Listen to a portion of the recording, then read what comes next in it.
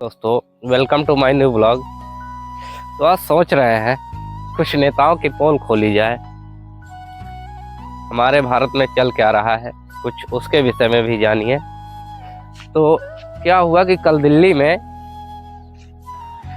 शिक्षक और छात्र अपना हक की लड़ाई के लिए गए थे।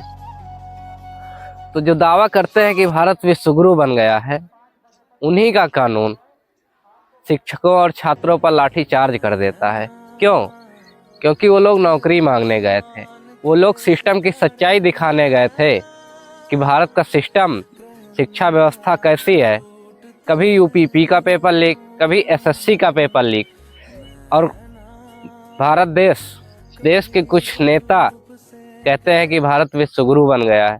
अरे, जिस देश में शिक्षकों पर लाठी चार्ज हो जाए, जिस देश में 5 किलो राशन के लिए भारत के युवा लाइन में खड़े हो जाएं, वो देश विश्वगुरु कैसे हो सकता है? जिस देश में हिंदू मुसलमान के सिवा किसी और टॉपिक पे नेता बात ना करे, वो देश विश्वगुरु कैसे हो सकता है? जिस देश में सिर्फ एक दूसरे के प्रति नफरत फैलाई जाए, वो देश विश्वगुरु कैसे हो सकता है? अरे शर्म करो देश को विश्वगुरु बोलने वालों। पहले शिक्षा व्यवस्था ठीक करो, उसके बाद देश को विश्वगुरु बोलो।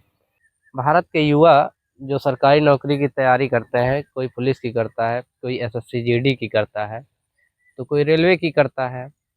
तो क्या होता है कि आए दिन पता चलता है कि पेपर लीक हो जाता है या सिस्टम में गड़बड़ी है। तो इसी को मद्देनजर रखते हुए छात्र और टीचर दिल्ली इस सिस्टम पर आवाज़ उठाने के लिए गए थे, आंदोलन कर रहे थे, बातचीत करने के लिए गए थे। तो उन पर लाठी चार्ज हो जाता है। तो भारत सरकार से ये कहना है कि क्या हम युवा ऐसे ही बेरोजगार रहेंगे? क्या हम युवाओं पर तुम अत्याचार करोगे? जिस दिन भारत का युवा जग गया ना, तुम्हें उखाड़ फेंकेगा।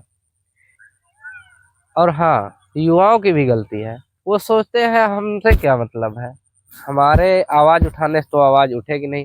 अरे भाई साहब, युवा सबसे बड़ी, देश की सबसे बड़ी ताकत देश का युवा होता है।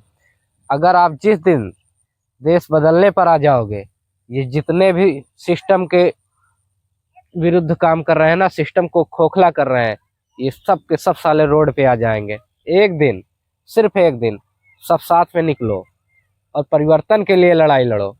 देखना शिक्षा व्यवस्था और हमारा भारत कितना सुंदर हो जाएगा। कभी किसानों पर आंदोलन, कभी देश के युवा आंदोलन। अरे क्या चल रहा है देश में? और दावा करने वाले कह रहे हैं कि भारत देश विश्वगुरु बन गया है। हिंदू मुसलमान पर बात करने से कोई भी देश विश्वगुरु नहीं होता है। दूसरे के प्रति नफरत फैलाकर कोई भी देश विश्वगुरु नहीं होता है।